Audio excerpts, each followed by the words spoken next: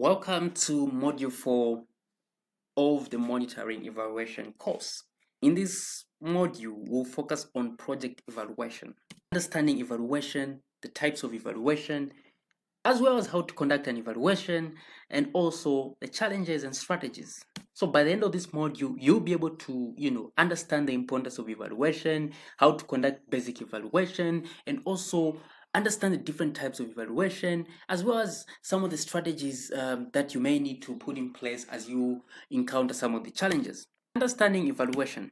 Evaluation is a systematic process that assesses the design, implementation, and outcomes of the program to determine its effectiveness, efficiency, relevance, and impact. So it helps to understand how well a program is achieving its objective, as well as identify areas for improvement. There are some instances where people tend to so it's important to understand the difference between research and evaluation. So both research and evaluation involve collection, analysis, and interpretation of data. Both they use similar data collection methods. They also employ statistical techniques to analyze data and draw conclusion, right? But there is a difference between evaluation and research. What are some of the differences? So I'll give three differences of evaluation and research. So the purpose of research is just to generate knowledge and contribute to the broader board of understanding, while evaluation focuses mainly on informing decision making and improving program effectiveness. Okay? When you talk about the audience, the findings are typically aimed for academic purposes, right, or for academic audience. So they may not, be applicable for program improvements. Not always. They may somehow, but not always applicable for program improvement. While evaluation is targeted towards, stakeholders and are designed to, be actionable and useful for program design or program decision making. Time frame, a research takes time. Evaluation has a shorter timeline. Importance of evaluation. So an evaluation is important because it helps to measure the program's effectiveness. It helps to, measure whether the program is actually achieving, the goals. It helps and also provides data on what's working and what needs to change. The other importance is informing decision making and strategic planning. So, for non-profit organization professions, evaluation serves as a tool for informed decision making. It offers evidence-based insights to guide future programming. The other importance is improves accountability and transparency, right? So you'll be able to demonstrate impact of your work to your funders, stakeholders, and community. So this demonstrates accountability and transparency. Then the fourth one is driving innovation and learning. So through the evaluation process, organizations can learn from their success and failures. That's it. The other thing is, responding to challenges and risks. When you do an evaluation, you'll be able to respond to some of these potential risks and barriers that can actually hinder your program success. So those are just the importance of evaluation. What are some of the types of evaluation? We have the formative evaluation, which is conducted during the planning or early stages of the program. Okay, the purpose of this is just to improve the program design before full-scale implementation, assess the feasibility and relevance of the program to the target population, and then also just identify some potential barriers and facilitators to successful implementation. So when should one conduct a formative evaluation? Before the program is fully launched, you can do a program evaluation, right? Then the other thing is when you are seeking to improve the program model or adopt the intervention to the local context, you may want to do an evaluation. An example of a formative evaluation, I'll give an example of a project, which is a community-based climate resilience and health awareness initiative. So here an NGO plans to just launch a community-based initiative to raise awareness on of the health impacts of climate change, particularly with regards to waterborne disease and its linkage to flooding. So they would want to do a formative evaluation before they implement the program.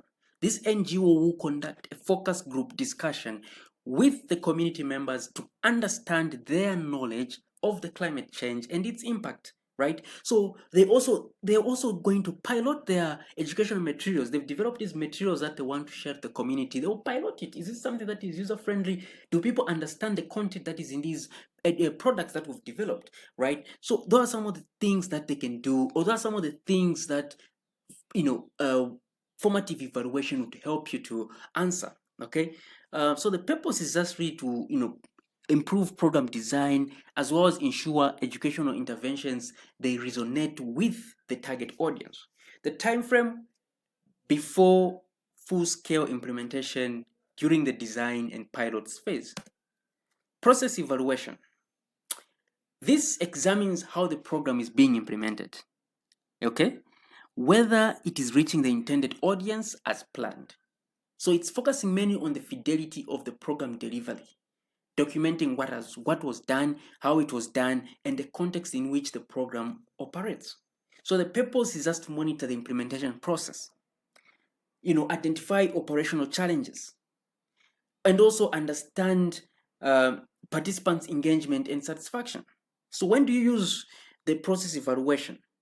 You can do it in the early stages of your program, right? And then also when there's need to monitor ongoing activities and adjust strategies in real time, you can do that. So an example is the clean cook stoves for health and climate. So an NGO that is distributing clean cook stove to reduce respiratory disease caused by indoor air pollution and mitigate climate change through reduction or through reduced carbon emission in urban cities or urban areas. So this organization will conduct a process evaluation during the first year of implementation, right? To just monitor the distribution process. They would want to assess whether these stoves that we are distributing, are they reaching to the intended households? And also how are the households using these? Do they even understand how to operate these things effectively?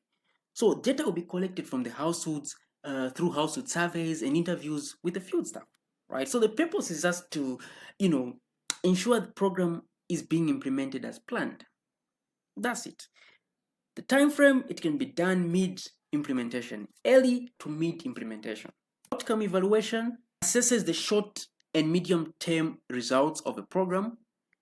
It focuses on whether the program activities have led to a measurable change in behavior, knowledge, skills, and health outcomes.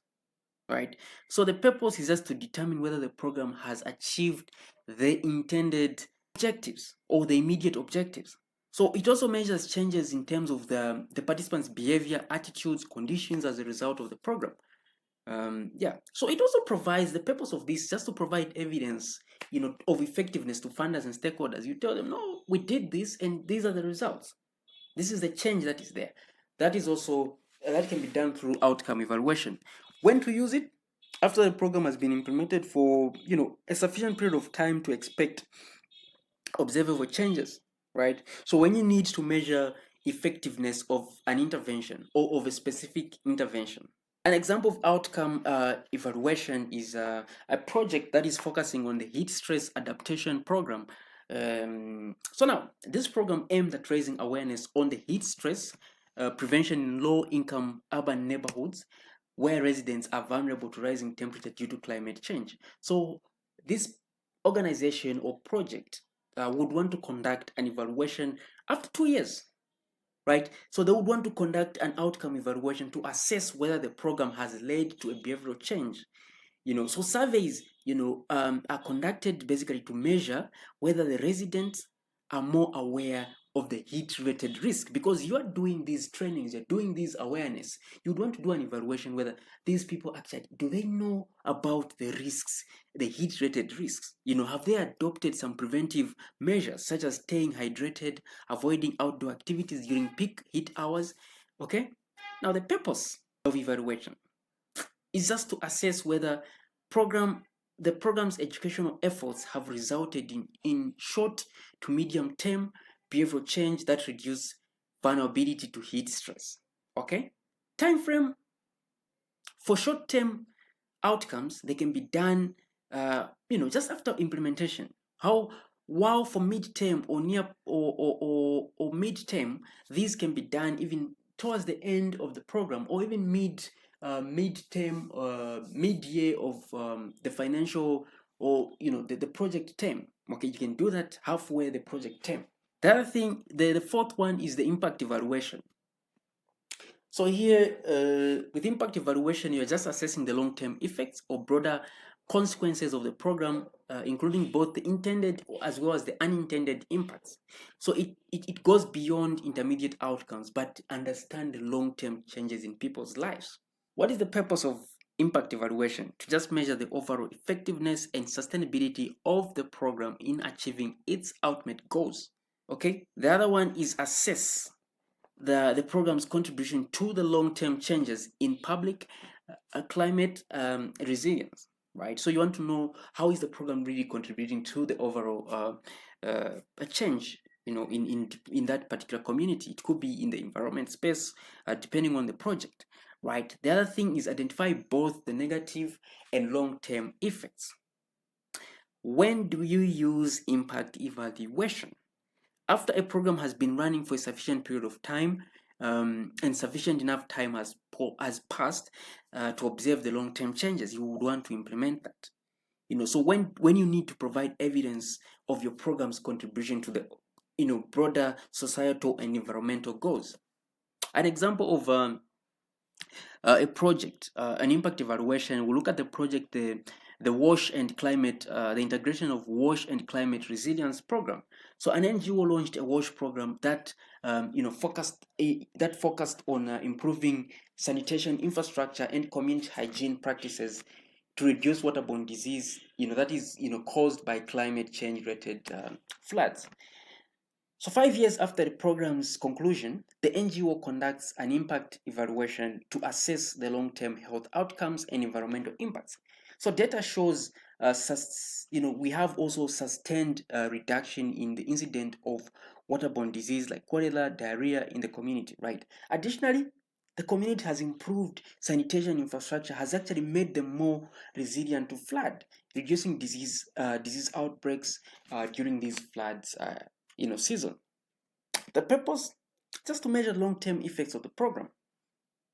The time frame, typically done 1 year after the project has come to an end. You would want to do that kind of evaluation. So this is just a summary of how evaluation types can be integrated in the program cycle. You have the planning and designing phase where you use the formative evaluation, and then in the early or mid implementation stage, you can use a process evaluation. In the mid or near program end, you can use the outcome evaluation. And then after the program has come to an end, you can use the impact evaluation. Now, how do you conduct an evaluation? First of all, why do we need to do an evaluation, right? So we need to evaluate so that we can improve the program design and implementation, ensure accountability to donors and stakeholders, measure outcomes and programs, learn from success, and inform future initiatives. The key steps in program evaluation. I'll go in details in the next slide. So the first step, formulating evaluation question. Second step, selecting methodologies, evaluation methodologies. Then the third one is collecting and analyzing data. The fourth one is reporting findings. And the fifth one is applying results to improve program. Steps in program evaluation. The first step, you need to formulate evaluation question. Because they actually guide the entire evaluation process. They define what aspect of the program you want to measure or you want to assess, what information is needed to answer the key concerns of the question or of the stakeholders. So types of evaluation questions. So there are questions that focus on relevancy. Here they look at whether your program activities are aligned with the needs of the targeted population. There are questions that have to do with the effectiveness. Here they look at is the program achieving the intended outcomes. There are programs that focus on efficiency. Here you look at, are the programs resources being used in a cost-effective manner? Okay. Impact, you're looking at what's a long-term change What long-term change can be attributed to the program? Then sustainability, you look at can programs benefit be maintained over time? Those are some of the questions that you may want to consider depending on what kind of evaluation you want to do. What are some of the tips that you need to do for formulating a good evaluation question? You need to be very specific. Okay, you need to focus on that particular aspect of the program that you want to measure, and then also they should be measurable. Your question should be measurable. Don't ensure that question can be measurable using available data and evaluation tools. Okay, be actionable. Frame questions so that answers can inform decision making and program intervention. That's it. Okay, so now the next step is selecting appropriate methodologies. Okay, so we have these key evaluation methodologies. The first one is the qualitative method, which is pretty much, text data. You want to describe the experiences, of the participants. So what are some of the common program evaluation designs that you may want to use? You may want to use a case study. Here, case study, you just want to look at a single program or participant in detail, okay, so that you gain deeper understanding of the program and the participant's experience. Then you have the ethnography. I don't know how to pronounce this, but ethnography. So this study, you look at a group of people or culture over a period of time, just to understand, the group's culture, belief and their practices. Then focus group, you can use a focus group, to just bring people, a small group of people to discuss the specific topic. Is it the program, the indicator, depending on the research question or the evaluation question that you've set? Okay, so those are just some of the common ones. There are quite a number, but I just shared 3. You can still just go and research more on that. So the other one is the quantitative method, which is the other method that you can use, right? So with quantitative method, you're using numeric data to just measure the extent to which the program outputs, outcome, and impact have been achieved. Some of the common methods that you may want to use in your evaluation design is the descriptive. You just describe the program, the participants, typically answer questions about the program's implementation, whether the characteristics or the characteristics of the participants. Then you can use the pre and post design. Okay, you collect data before and after a particular program. Then you can use the randomized control trial, which is like the gold standard for program evaluation, where you look at your assigned participants to the program and control groups. You also have the third one, which is the mixed method design method that you may want to do or use as you're doing evaluation. So what are some of the common methods of program design under this? You have the sequential design. So this collects quantitative and qualitative data at different times. For example, a researcher may collect qualitative data before quantitative data before and after the program, then collect qualitative data to explain the finding of the quantitative data. Then you have the concurrent, where you collect qualitative and quantitative data at the same time. What are some of the things that you need to consider for you to choose the right methodology? Okay, so you need to look at the nature of the program.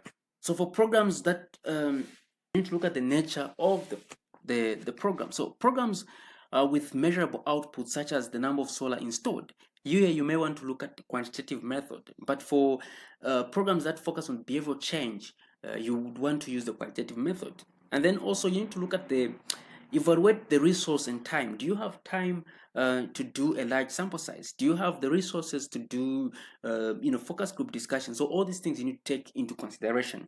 Then the other thing that you may want to need is just to match your methodology to the evaluation question. So if your evaluation question is about understanding why, then you may want to do a qualitative, okay?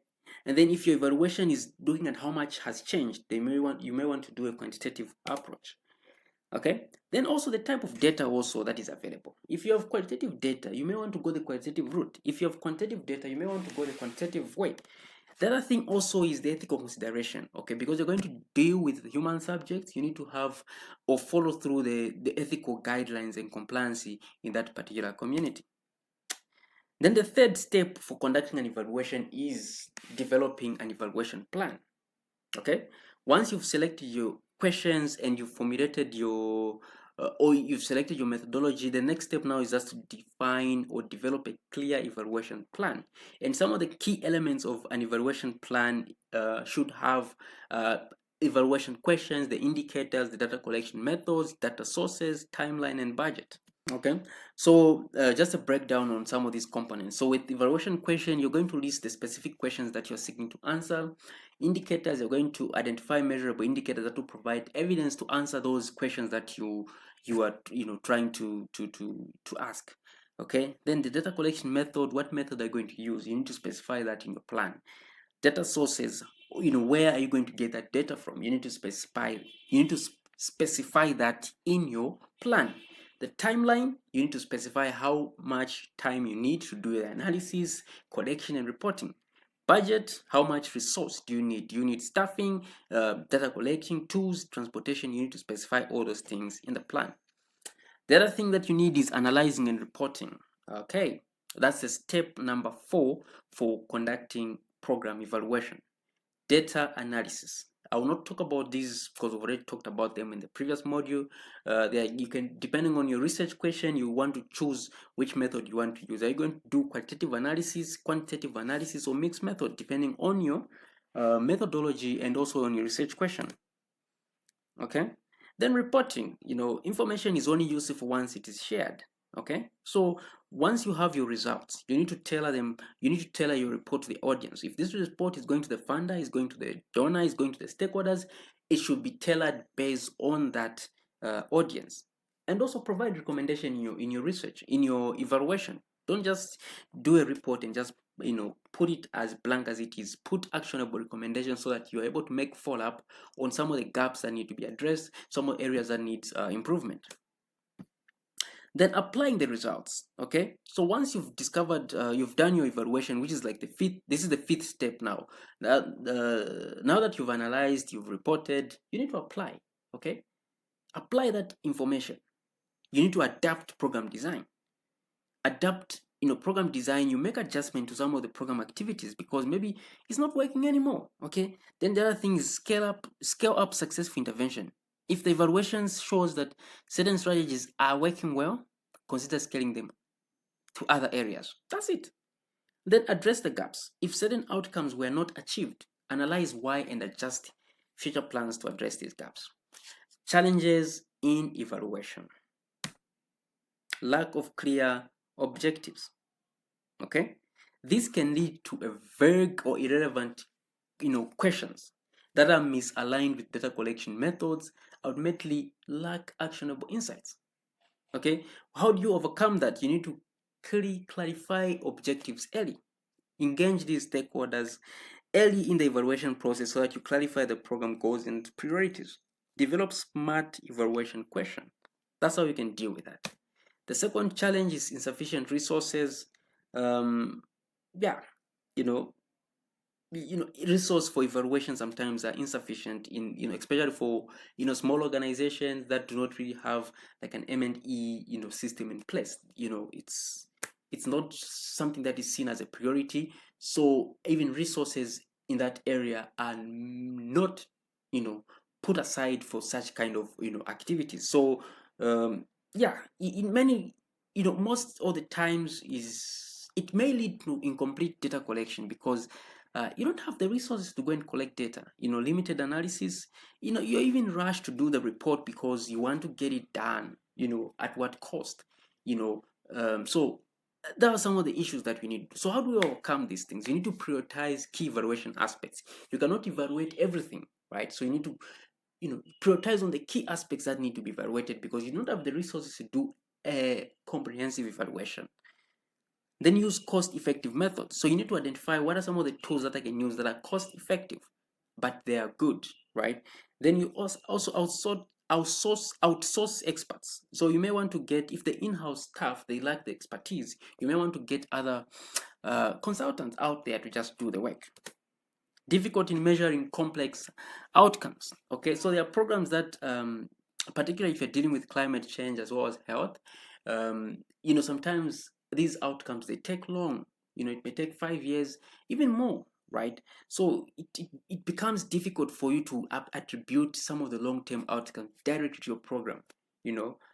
You may not have the resources to track these over time. So what can you do? You can use proxy indicators, right?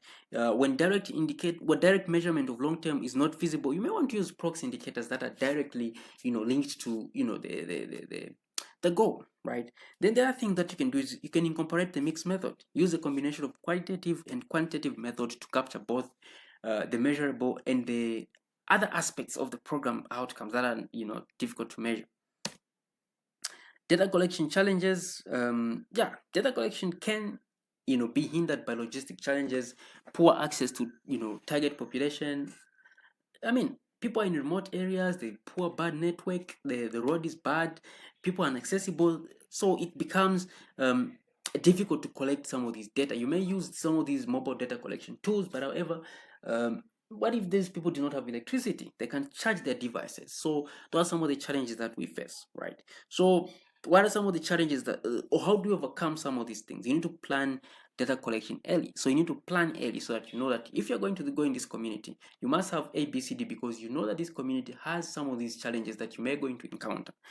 The other thing is you need to train data collectors. They need to know what to do. Validate your data. You cross-check your data from multiple sources. Stakeholder resistance or lack of stakeholder engagement. So the program staffs or beneficiaries may be resistant to participate in evaluations, viewing them as, a burden, or they fear that, okay, the findings may be negative and it may look like they're not doing their work. So because MNE is seen as a judge, like we are seen as judge, that come to see what's wrong, what's right. So people tend to resist our support. They tend to resist our presence because they feel we've come to, point out, find faults in the work that they're doing. And by the way, M&E is not a fault-finding mission. Evaluation is not a fault-finding mission, right? You just want to see what's working and what's not working. You're not here to find faults. You're not here to find any fault-finding. No, no, no, no. Okay? What are some of the strategies that you need to do to overcome that? Engage the stakeholders, engage the program officers, the beneficiaries in the whole evaluation process from onset so that they buy in and appreciate the whole purpose of evaluation, and they take away the fear of, no, these guys, they just want to make us look like we're not working. So get them on board as soon as possible. Communicate the benefits. Clearly communicate the purpose of evaluation and how it will benefit the program and stakeholders. Focusing on learning and improvement rather than fault finding. Maintain transparency, keep stakeholders informed throughout the evaluation process. Share preliminary finding with them to build trust and encourage feedback. Attribution of outcomes to the program. So it's difficult, very much difficult to attribute some of the observed changes directly to the program, especially in complex environments where multiple factors influence the same outcomes, right? So you find that you're in a space where there are 4-5 organizations that are doing almost the same thing that you're doing, and they're aiming for the same thing that you're trying to aim at. So now, isolating your work and attributing your work to the change that you're seeing becomes a challenge because there are other factors, there are other partners that are also doing the same thing that you're doing. Okay, so you cannot really confidently claim that this is because of your intervention, right? So that's another issue in evaluation. Okay, so now how do you overcome that? You may want to use the contribution analysis instead of claiming the direct attribution. You can use the contribution analysis to assess how much your program has contributed to the observed outcomes in that particular community. Also appreciating other factors. Okay, then the other thing is you can incorporate comparison groups. Whether when feasible, include a comparison group or control in the evaluation design. So this helps differentiate program impacts from external factors by comparing outcome for participants and non-participants. Limited use of findings. As I always say, information is only useful once it is shared and used. You cannot do an evaluation, get the results, pack them in your database. No, no, no, no, no. You need to share those results and make sure they're being used. So evaluation findings may not be used effectively to inform program design, either because they are not communicated clearly or because decision makers are not engaged in the evaluation process. Okay? So, I mean, like, you're going to lose all that good data that you've collected, that good data that you've analyzed, that information that you've developed, if you do not make use of that. So how do you overcome this? You need to tailor your reporting to stakeholders. Maybe stakeholders do not understand your report, right? So you need to ensure that you develop a report that is brief, clear, and concise. Okay. The other thing is disseminate. You need to facilitate the dissemination of these findings. Develop workshops, conduct workshops or webinars where you disseminate the findings of your intervention. Then you come up with follow-up recommendations. Develop a follow-up plan to track how evaluation recommendations are being implemented, because that will help you to have this engagement with these stakeholders. Yeah, so basically that is module 4 on evaluation. And the final module is focusing on research and learning, which will be shared shortly. Thank you.